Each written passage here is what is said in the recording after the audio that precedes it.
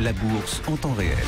Tiens, un des moyens d'investir dans les entreprises rentables qui affichent de bonnes performances boursières, eh bien, c'est de choisir des entreprises vertueuses, vertueuses socialement, vertueuses aussi vis-à-vis de l'environnement. On va vous expliquer ce lien entre performance boursière et vertu des entreprises avec Frédéric Villot qui vient de nous rejoindre. Bonjour Frédéric. Bonjour Guillaume Sondray. Vous êtes le fondateur de Mediatico. Vous allez nous expliquer pourquoi les entreprises qui ont les meilleures pratiques sociales, les meilleures pratiques environnementales, pourquoi ces entreprises sont aussi de bons coups à jouer en bourse. Oui, absolument. Alors c'est vrai qu'il y a un lien évidemment entre l'investissement socialement responsable et la responsabilité sociétale des entreprises, l'ISR d'un côté, la RSE de l'autre. Pourquoi ? Évidemment, c'est cette notion de responsabilité qui est en train de gagner fortement en influence à la fois dans les circuits financiers avec l'ISR et dans les circuits business habituels des entreprises. Et c'est vrai que chez Mediatico, on s'intéresse particulièrement à ça parce que cette notion de responsabilité, elle permet au fond de minimiser tous les risques à long terme, tant du côté de l'entreprise que du côté du placement que font les investisseurs ou les épargnants.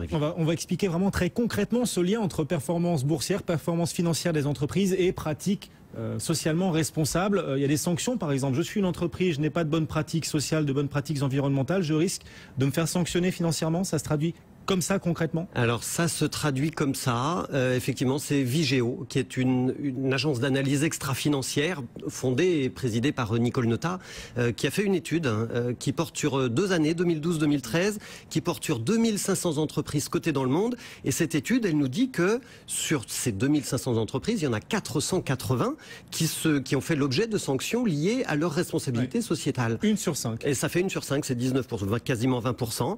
Donc la première chose qu'on apprend, c'est que 20% des entreprises, effectivement, font l'objet de sanctions. Deuxième chose qu'on apprend, c'est qu'une entreprise, elle peut se faire épingler plusieurs fois au titre de la RSE. Sur 400 entreprises, il y a eu 1000 sanctions qui ont été infligées. Donc vous voyez qu'effectivement, on peut être sanctionné plusieurs fois. Et puis le troisième élément qu'on apprend, c'est que ça coûte très cher, puisque ces 400 entreprises, elles ont payé 95 milliards de dollars. Alors, soit en condamnation judiciaire, soit en sanctions administratives, soit en transactions amiables. Mais j'ai juste envie de dire quelle perte de valeur considérable pour les entreprises, juste parce qu'elles n'ont pas respecté leur responsabilité à l'égard du reste de la société. Des sanctions pour plus de 95 milliards de dollars, c'est plus que le plan d'aide à la Grèce, le nouveau plan d'aide à la Grèce. Quel pays justement sanctionne le plus et quelles sont les entreprises les plus souvent sanctionnées? Alors le premier pays qui sanctionne, c'est les États-Unis, c'est 50% des sanctions. Pourquoi ? Parce qu'aux États-Unis, il y a les class action, les plaintes en non collectif, et effectivement, du coup, ça rend l'accès à la justice beaucoup plus facile, beaucoup plus direct pour les plaignants. Le deuxième pays qui sanctionne le plus, c'est la France. Alors, on n'est pas du tout au même niveau que les États-Unis, mais les États-Unis, c'est quasiment 500 sanctions. La France, c'est 89, mais quand même, la France est le deuxième pays qui sanctionne le plus. Derrière viennent le Royaume-Uni, Singapour, l'Espagne.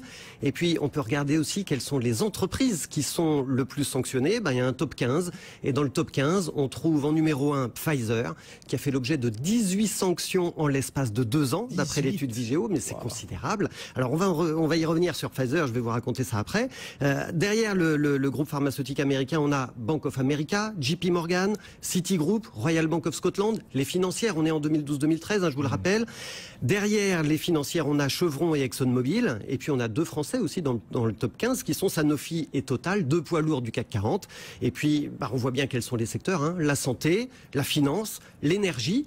Et puis, il y a d'autres secteurs qui sont un petit peu plus discrets, mais où plus de 35% des entreprises sont systématiquement sanctionnées. 1 sur 3 dans ces secteurs-là, c'est les services aux collectivités, l'eau, les déchets, c'est l'automobile, le tabac, les services de santé, le BTP et le luxe et le cosmétique. Voilà donc les sujets qui sont les secteurs qui sont les plus sujets à controverse. Et les montants en jeu sont véritablement énormes. Alors c'est colossal parce que par entreprise, les sanctions les plus grosses évidemment, dans le top 15, elles vont de 2 à 13 milliards de dollars. Par entreprise? Par entreprise, absolument. Et puis il y a aussi des sanctions collectives et là ça va de 5 à 25 milliards de dollars.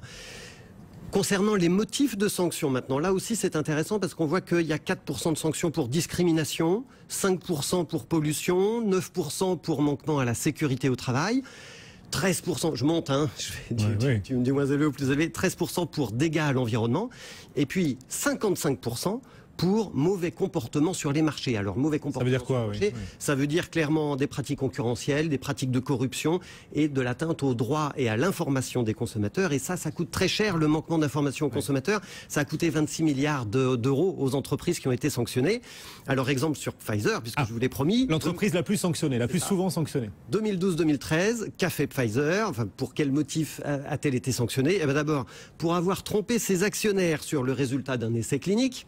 Deuxièmement, pour avoir menti sur la sécurité d'un traitement qui était encore en phase de test, donc on n'était pas tout à fait certain qu'il était sûr. C'est du lourd. Et cette information-là, cette communication-là a dopé le titre Pfizer en bourse, donc on voit bien qu'il y a des mécanismes sur les marchés qui sont trompeurs.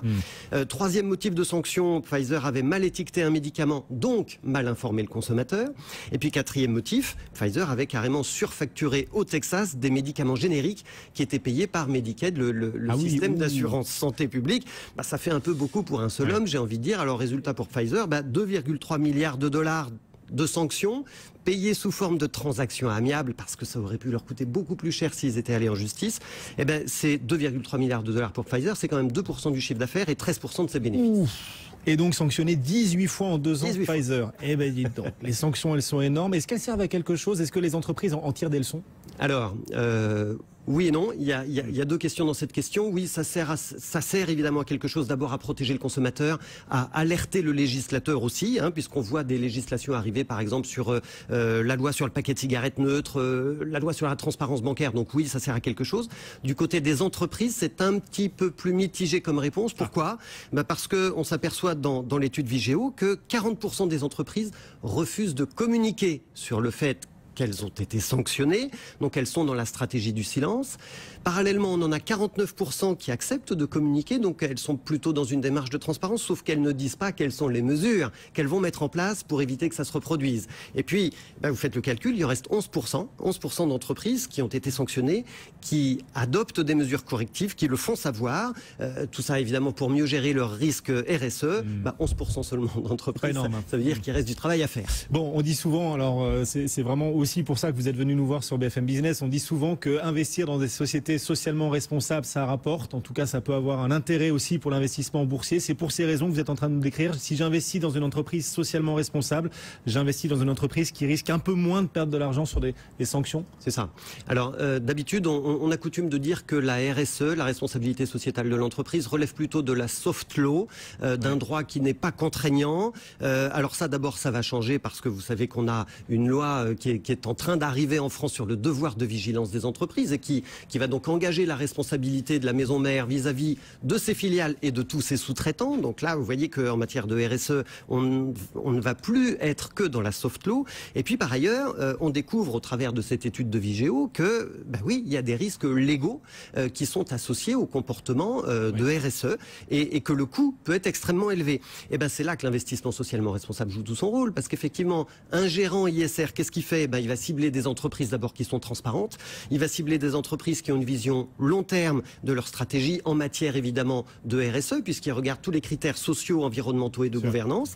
Et puis du coup l'ISR, ça permet de protéger l'investisseur, protéger l'épargnant, parce que tous les Français peuvent investir en ISR, protéger ces investisseurs des controverses qui touchent les entreprises et donc de réduire le risque long terme. Donc vous voyez que si vous placez votre argent sur un placement ISR labellisé ISR, eh bien oui, vous réduisez vos risques d'investisseurs au regard en tous les cas de la RSE. Voilà, c'est bien, c'est socialement responsable et ça peut rapporter. Merci beaucoup d'être venu nous voir. Merci Guillaume. Ces explications toujours enrichissantes. Frédéric Villot, fondateur de Mediatico. Merci d'être venu nous voir. Le CAC 40 toujours en repli, léger, moins 0,47%. On consolide un peu après 9 hausses d'affilée en Europe.